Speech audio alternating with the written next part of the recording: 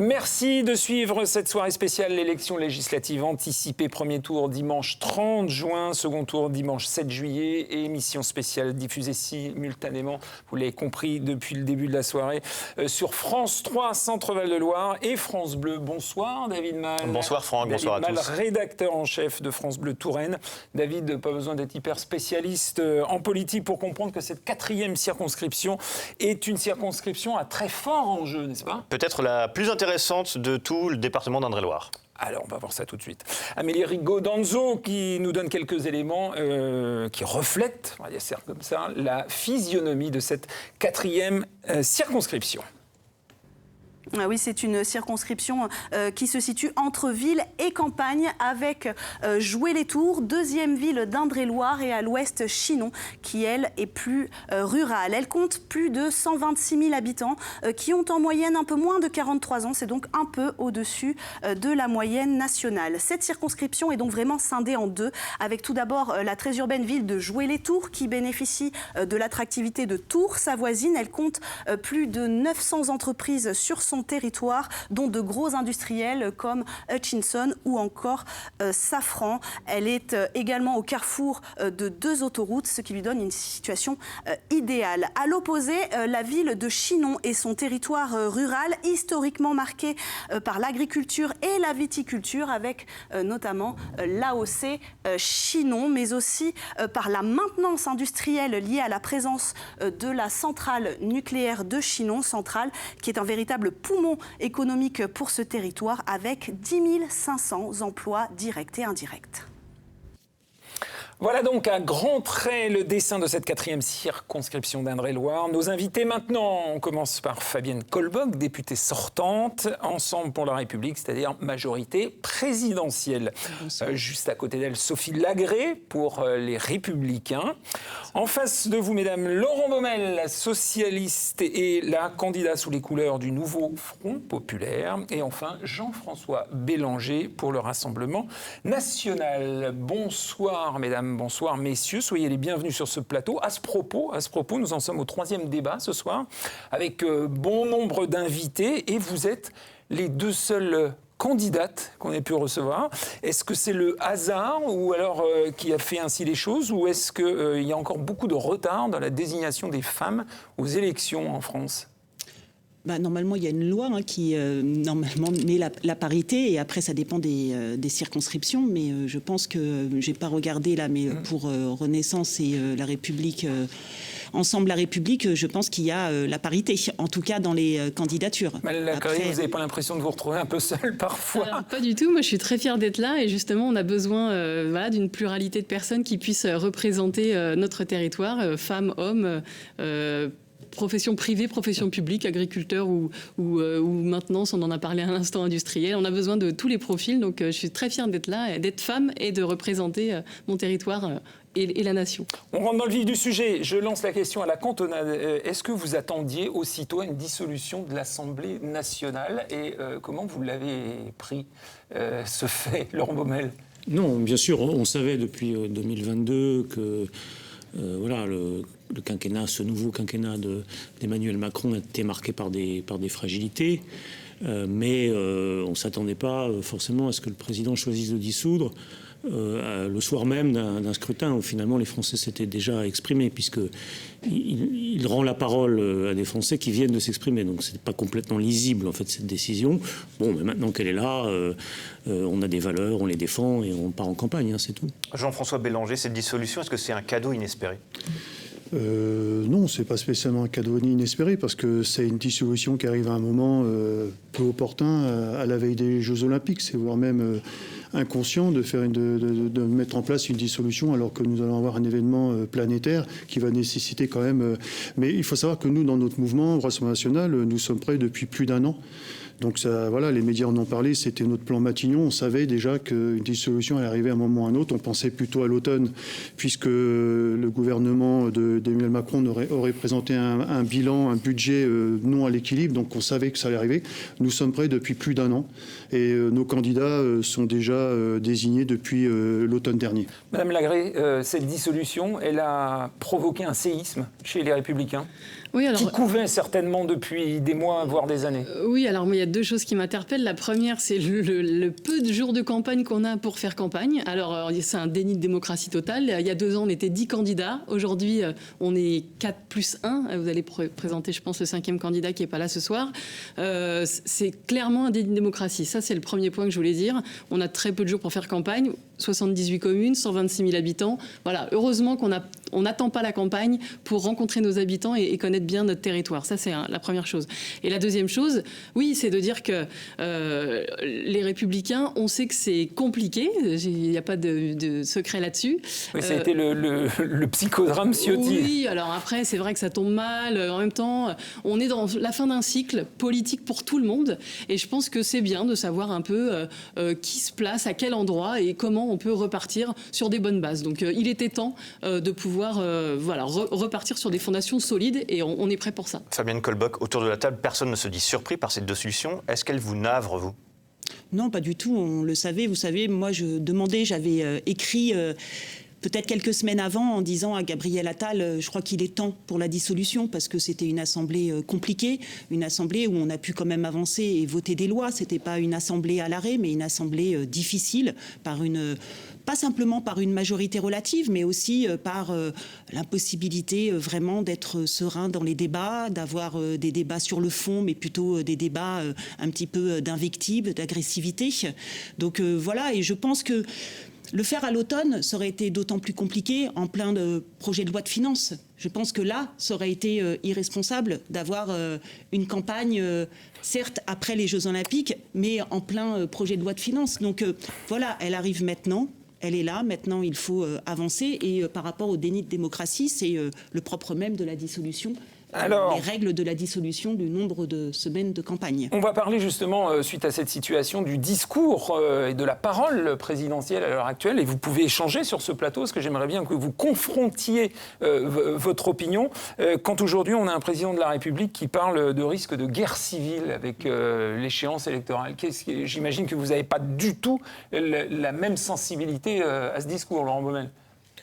Je considère qu'il y a quelque chose de grave qui peut se passer à l'issue de cette élection si effectivement l'extrême droite arrive au pouvoir dans ce pays. Donc de ce point de vue, je partage l'idée qu'il y a une gravité dans cette élection. Mais effectivement, le terme de guerre civile est un terme excessif, à mon sens pas très bien dosé. Et puis ce que j'apprécie pas tellement en vérité, c'est toute la communication gouvernementale actuelle qui consiste à caricaturer le débat en faisant comme si il y avait finalement l'affrontement d'une extrême gauche et d'une extrême droite. Moi, je ne me sens pas d'extrême gauche. Je suis un socialiste, un social-démocrate. Voilà. Donc, si vous voulez, là, il y a une vous n'êtes pas d'accord, Jean-François Bélanger, avec ça ? Je termine juste. Il y a une communication gouvernementale que je trouve, si vous voulez, c'est de la com'. Mais parfois, on n'est pas obligé de s'écarter totalement de la réalité, de la vérité, au profit de la communication. Jean-François Bélanger, vous avez tiqué sur deux choses. Extrême droite, vous avez tiqué. Extrême gauche, vous venez de tiquer aussi. Je vais répondre au préalable à la question que vous posiez sur le problème de guerre civile. Enfin, depuis 2 ans, voire même depuis 7 ans qu'Emmanuel Macron est au pouvoir et Mme Kolbok est à l'Assemblée nationale, on ne peut pas dire que le pays vit sereinement. On a quand même enchaîné 2 ans de gilets jaunes. On a eu des mouvements sociaux pour la réforme des retraites énormes. On a eu les émeutes au mois de juin dans les banlieues. Ça a duré 5 jours. Les caïds ont fait un stop à la sérénade. Mais ce n'est pas l'État, c'est les caïds qui ont mis un stop. Quand on vient nous parler de guerre civile, j'aimerais bien que le gouvernement, et notamment Mme Kolbok, se retourne sur les 7 ans passés. Ensuite, quand on me parle d'extrême droite et M. Baumel se dit socialiste, je l'entends. Mais enfin, on est dans une coalition, on a Philippe Poutou, quand même, dont son moment est poursuivi pour apologie du terrorisme. On a quand même la France insoumise, et vous l'avez dit justement, Mme Kolbok, des comportements inadmissibles dans l'Assemblée. Vous avez des fichiers S, un triple fichier S dans le groupe de M. Baumel. Alors le socialiste, je pense qu'il a vécu. C'est la fin du socialisme et on l'a vu là. Et vous ne répondez pas à l'extrême droite, vous avez tiqué quand il a dit extrême droite. Ah oui, alors l'extrême droite, oui, je vais y revenir. D'ailleurs, les médias, quand ils m'interrogent et qu'on parle d'extrême droite, je mets fin à la conversation. Je ne suis pas un extrémiste de droite et je ne suis pas extrême droite. Il faudra me définir un jour ce que c'est que l'extrême droite. C'est pas les médias, c'est le Conseil d'État qui a tranché cette question-là. Alors, si vous avez 2 secondes, justement. Alors, on n'a pas 2 secondes sur ce... Mais à peine 2 secondes. Le Conseil d'État a tranché sur un arrêté du Conseil d'État de 2020-2023 qui concernait des élections municipales et des élections sénatoriales. Or, il faut savoir, et je veux le dire aux téléspectateurs, vous avez... Non, mais on va répondre à l'extrême droite parce que c'est important. Vous avez une grille des nuances politiques qui est éditée à chaque élection. Celle de la grille 2024 n'est pas égale à celle de 2022. Et nous, le Rassemblement national, nous sommes dans la rangée Rassemblement national. Il y a effectivement on va essayer de se redresser, extrême droite, se resserrer. On va essayer de se resserrer sur le débat parce que je ne suis pas persuadé que ça intéresse véritablement nos téléspectateurs. Ce sont des affaires... Si, c'est une cuisine interne. C'est une question de contrôle, voilà. Madame Colbock, vous aviez envie de réagir. Oui, effectivement, nous avons vécu des crises depuis 2017 et ça, il serait vraiment malvenu de les nier. Vous avez parlé de la crise des Gilets jaunes, mais cette crise des Gilets jaunes est arrivée en 2018 où nous arrivions à l'Assemblée nationale et c'était des revendications qui étaient là depuis très longtemps. Et elle a permis justement de mettre en lumière des difficultés de personnes qui étaient invisibles, qui s'y sentaient isolées. Sa réponse politique, elle a été de donner justement les maisons France Service, de mettre des actions pour les femmes justement monoparentales, dans les familles monoparentales. Ça a été aussi la prime d'activité, ça a été des moyens supplémentaires et de voir un petit peu ce qu'il fallait pour répondre à des personnes qui se sentaient isolées et souvent en ruralité. Madame Lagrée, vous vouliez réagir? Oui, moi je pense que ça dénote en fait tout ça, une déconnexion totale entre le pouvoir qui est devenu complètement centralisé et les territoires qui ne sont plus écoutés, ni les élus, ni la population. Donc les émeutes, on vient d'en parler, les gilets jaunes, on vient d'en parler. Moi, je rejoins tout ce qui vient d'être dit. À un moment donné, il faut aussi revenir au centre, remettre l'église au milieu du village, comme on dit. Et je pense que le président, il est quand même responsable de cette dissolution, il est responsable de ces troubles, il est responsable de tout ce qui se passe. Et je pense que Mme Colbock en prend part parce qu'elle fait partie du gouvernement. Donc, en tout cas, pardon, de l'Assemblée nationale. Mais c'est une évidence du fait que cette décentralisation, elle est nécessaire. Sur un seul homme et un seul parlement. Enfin, je veux dire, là, c'est beaucoup plus complexe que ça. Ce n'est pas un seul homme. Alors, on a fait des erreurs. Il a fait des erreurs. Et bien sûr, évidemment. Mais la politique n'a pas commencé en 2017. Les problèmes sociaux n'ont pas commencé en 2017. La ruralité n'a pas été... Vous avez maintenant votre mission depuis quelques semaines, c'est de se détacher complètement du président de la République. Moi, sur mes affiches, c'est marqué majorité présidentielle. Ouais. C'est marqué majorité présidentielle. Je suis en photo avec Gabriel Attal, qui est le Premier ministre d'Emmanuel Macron sur la majorité présidentielle. En 2022, Gabriel Attal n'était pas Premier ministre. Sinon, je l'aurais mis aussi Premier ministre. Les Français ne sont pas dupes. Si votre président était porteur et si vous faisiez mais bien sûr, mais moi, je dis gagner des voix, vous l'aurez mis en énorme sur l'affiche. Non, par contre, on est. Vous savez, je pense que c'est pas des visages. Jordan Bardella. Les gens ne votent pas pour des visages. Madame Colbock, moi, je suis pas en photo sur l'affiche. Vous voyez. Et ça m'a été rappelé par un journaliste et c'est volontaire.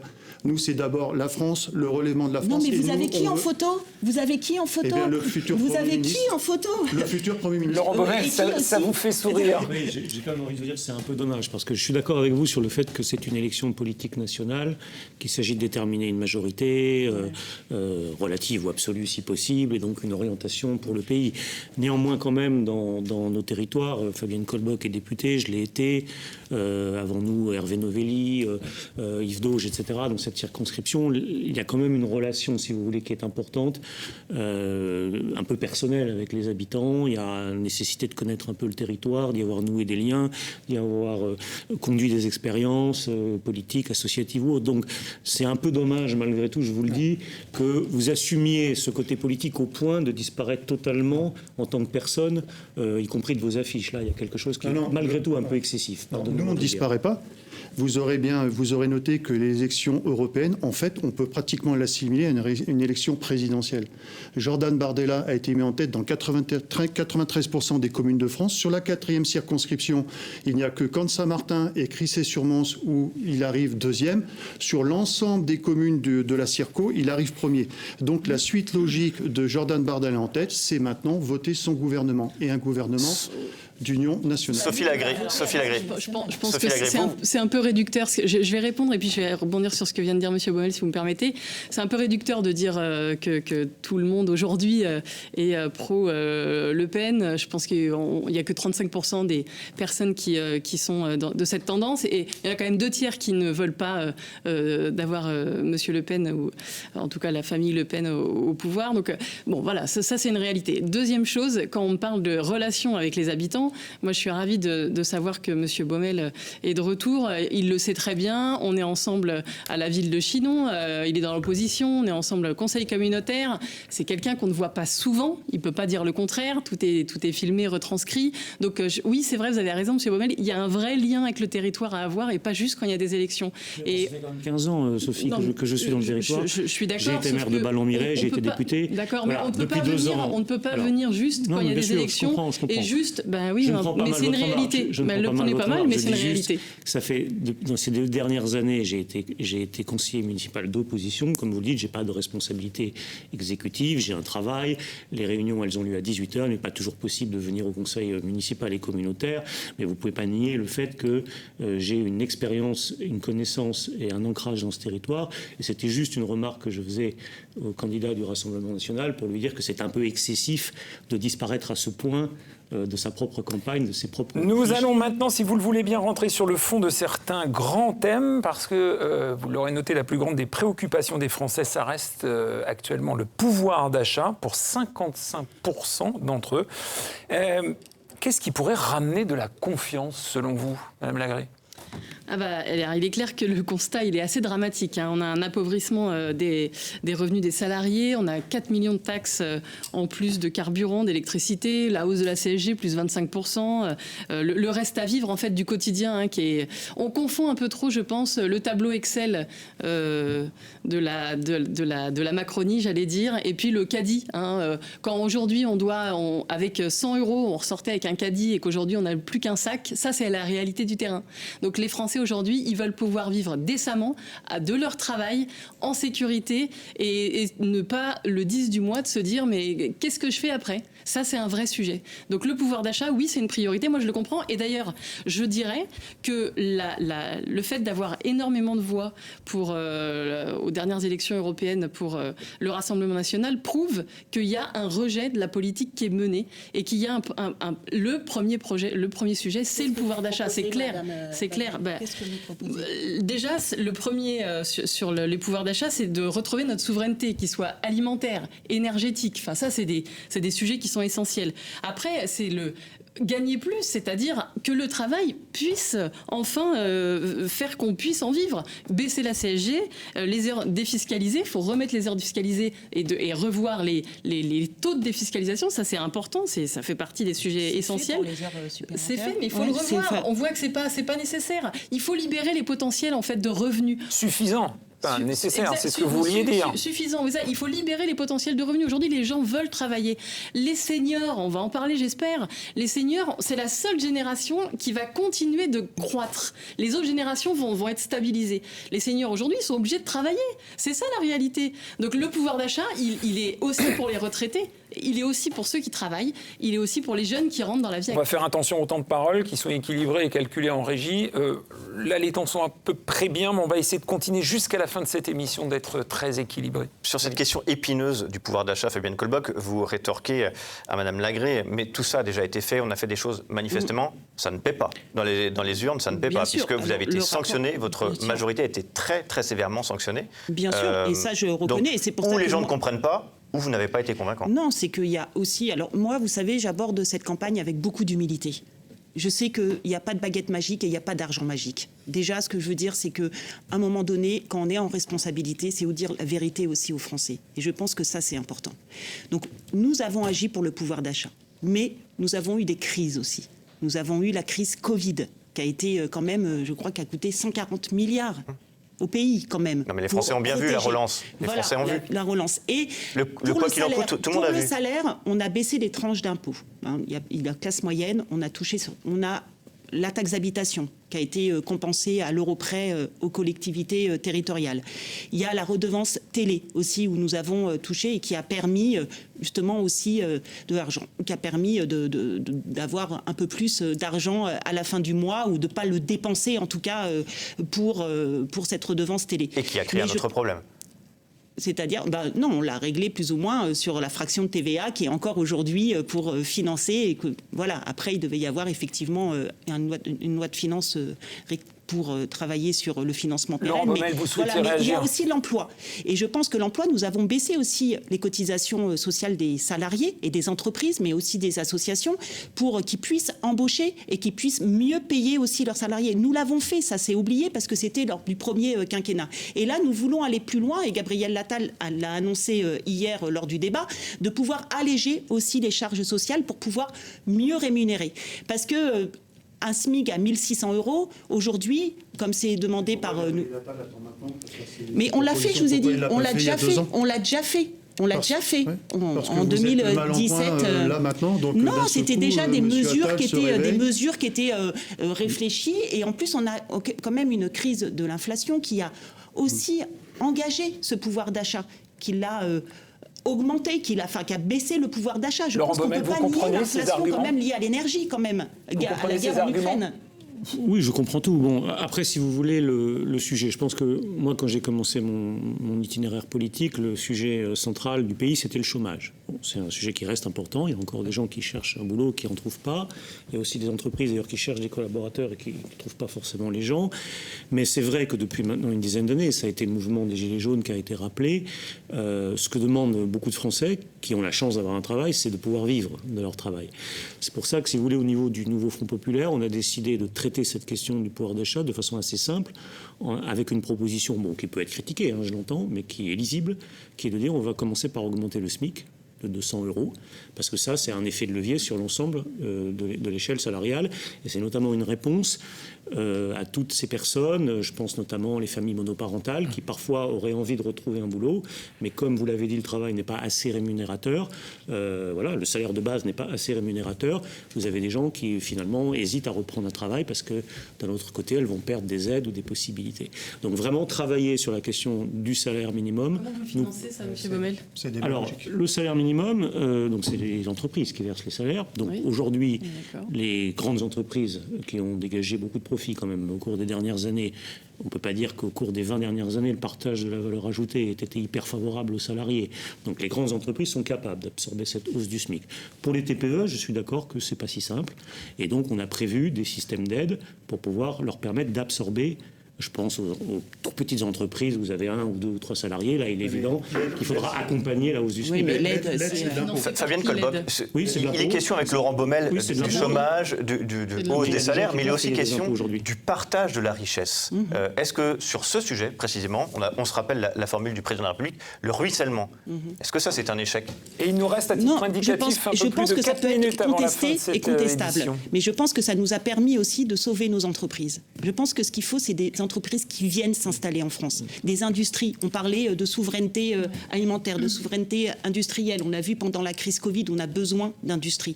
Et je pense que pénaliser tout le temps les entreprises, ça les fait partir. On a connu la délocalisation. Aujourd'hui, il faut faire revenir les entreprises. Et je pense que...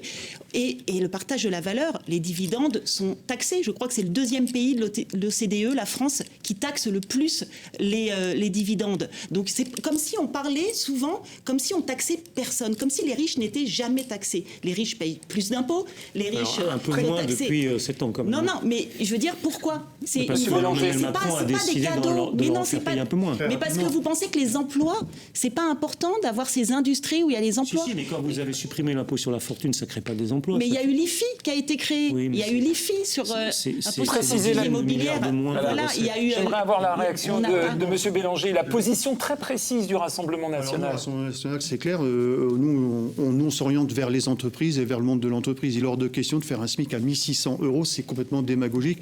Je sais pas, moi, un couvreur ou un maçon de Chinon, quand on va lui dire qu'au mois de juillet, il va devoir donner 1 600 € et puis il va devoir augmenter les autres salaires, c'est pas financé, c'est démagogique. Nous, on va rester sur quelque chose de beaucoup plus simple. C'est une augmentation de 10% non défiscalisés pour le patron. Voilà, c'est 10% de salaire en plus à hauteur de 3 SMIC défiscalisés. Déjà, ça va donner de l'oxygène. Et puis, surtout, la diminution de la TVA sur les carburants et les produits d'énergie. Et ça, vous le financez comment ? C'est 7 milliards de financement sur les... Alors ça, c'est immédiatement au mois de juillet. Et au mois d'octobre, on aura les grandes réformes qui vont arriver et on renégociera, on fera une dérogation des règles européennes qui fixent le prix des énergies. Diesel ou essence, peu importe. Oui, et l'électricité notamment, et ce qui va permettre de descendre le prix. On peut gagner jusqu'à 30 à 40% en négociant au niveau européen. Vous avez quelques secondes. Juste avant que chaque candidat, je le précise à la fin de cette émission, chaque candidat aura 45 secondes pour tenter de séduire sur sa candidature. Une réponse peut-être à Monsieur Bélanger ? Oui, de dire de toute façon qu'on peut faire une liste au Père Noël. Je pense que les gens ils ne croient plus aujourd'hui de toute façon dans tout ce qu'on peut lister comme possibilité. Il faut redonner confiance, il faut redonner des signes forts, des signes de confiance. Il faut libérer les potentiels, je l'ai dit, et c'est pas en assommant les entreprises qui, dans notre territoire, 98% des entreprises de notre territoire sont des TPE. On ne peut pas entendre ça. Les entrepreneurs, ils sont sous l'eau déjà. Donc à un moment donné, il faut aussi être réaliste. Oui, c'est un problème français, mais il faut revenir aussi au local en se disant que c'était pas finançable. Vous allez donc chacun disposer de 45 secondes pour tenter de convaincre sur votre candidature. Mais avant cela, et pour être tout à fait complet, j'indique à nos téléspectateurs qu'un autre candidat abordera le premier tour dimanche prochain dans cette 4e circonscription d'Indre-et-Loire. Il s'agit de monsieur Kevin Gardot pour Lutte ouvrière. Nous avons donc choisi de vous laisser vous exprimer, non pas par tirage au sort, mais en fonction de votre ordre de placement sur les panneaux électoraux, et ça c'est défini par les services préfectoraux. Dans l'ordre, nous allons donc avoir Madame Colbock, Madame Lagré, Monsieur Baumel et Monsieur Bélanger. Fabienne Colbock, pour la majorité présidentielle, vous avez 45 secondes. Allez-y, Madame. Merci. Tout d'abord, merci d'organiser ce débat. Je voudrais, moi, parler bien sûr aux téléspectateurs et leur dire qu'ils me connaissent. Ça fait 7 ans que je suis sur le terrain avec eux, mais à l'Assemblée nationale, pour défendre le territoire, mais pour défendre tous les Français, bien sûr. Aujourd'hui, cette élection, elle est importante. Elle est importante parce que on voit l'extrême droite qui arrive au pouvoir, et désolé, mais vous êtes l'extrême droite et on n'a pas eu le temps de le détailler, mais par des positions à l'Assemblée nationale, par des discours qui sont tenus et par des propositions qui sont faites, vous êtes de l'extrême droite. Et je dirais, on a le nouveau Front populaire. Alors je ne parlerai pas d'extrême gauche, mais des positions extrêmes de la France insoumise. Et Monsieur Baumel, vous pouvez vous en cacher si vous voulez, mais c'est la réalité. C'est la fin, Madame Colbock. Merci infiniment. Sophie Lagré, pour les Républicains, c'est à votre tour. Vous avez 45 secondes. Je vous en prie. Merci. Alors, on l'a dit, la Macronie a laissé la place à 2 blocs extrêmes qui sont englués dans des alliances locales qui ne sont pas crédibles, en tout cas sur notre circonscription. Sur les 5 circonscriptions, si on parle du Front populaire, on n'en a qu'un qui est, se dit-il, socialiste. Les autres sont France Insoumise. Donc, il est clair qu'on va droit dans le mur sur cette circonscription. C'est important de le rappeler. Il y a un sujet qu'on n'a pas évoqué qui est essentiel pour nous, qui est le premier poumon économique de notre région, c'est la centrale nucléaire. Nous sommes les Républicains pour remettre le nucléaire au cœur de l'énergie et de toute la dynamique énergétique, avec le mix énergétique et des renouvelables qui va avec, évidemment. Mais c'est un poumon essentiel économique, et je sais très bien que dans d'autres programmes, on est beaucoup moins clair que nous le sommes, et que le nucléaire n'est pas une priorité pour tout le monde. Merci Sophie Lagré pour les Républicains. Merci Madame. Laurent Baumel pour le nouveau Front populaire. 45 secondes. Allez-y. Moi, je veux dire aux électrices et aux électeurs qui sont déçus ou en colère que ce n'est évidemment pas en redonnant une majorité au président Macron qu'ils auront des solutions à leurs problèmes. Vous n'aurez pas non plus de réponse en votant pour le Rassemblement national, qui parle aujourd'hui de pouvoir d'achat, mais qui n'a jamais voté une mesure concrète en ce sens à l'Assemblée nationale, et qui essaye de vous faire croire que c'est en s'en prenant aux immigrés ou aux Français issus d'immigration que votre sort s'améliorera. Sur le pouvoir d'achat, sur les services publics, sur tous ces sujets, sur la bifurcation écologique, je crois que seul le nouveau Front populaire a des réponses concrètes et financées. Je veux vous dire aussi que moi, je ne me reconnais pas dans cette caricature qui consiste à nous présenter comme des gens d'extrême gauche. Je l'ai dit, je suis un socialiste, responsable, sérieux, avec des convictions, mais capable aussi de travailler avec des gens de tous bords, comme je l'ai fait lorsque j'étais député ou maire de Ballon-Miré. Merci Laurent Baumel pour le nouveau Front Populaire. Et enfin Jean-François Bélanger pour le Rassemblement National. 45 secondes également, je vous en prie. Merci. Le 9 juin, vous avez fait le premier pas et propulsé Jordan Bardella en tête des élections européennes sur l'ensemble de la 4e circonscription. Nous devons maintenant faire le deuxième pas. Nous devons écarter définitivement et à tout jamais la Macronie, mais également barrer la route à la NUPES Front Populaire et à l'arrivée programmée de Jean-Luc Mélenchon au poste de Premier ministre. Dès le mois de juillet, nous agirons sur le pouvoir d'achat des Français. Nous remettrons de l'ordre dans le pays qui s'enfonce tous les jours un peu plus dans la délinquance et le chaos. N'ayez pas peur, ayez confiance, votez pour un gouvernement d'union nationale avec Jordan Bardella et Éric Ciotti, président des Républicains. Pas de dispersion, pas d'abstention, je le dis, et rappelez-vous, quand le peuple vote, le peuple gagne. Merci Monsieur Bélanger, merci beaucoup, c'est la fin de cette émission spéciale. Merci infiniment David d'avoir partagé ce moment. Rendez-vous donc dimanche 19h50 jusqu'à 23h pour une grande soirée électorale. Là encore, grande soirée qui sera simultanément diffusée sur France 3 Centre Val de Loire et sur les antennes de France Bleu Berry et France Bleu Touraine. Belle soirée.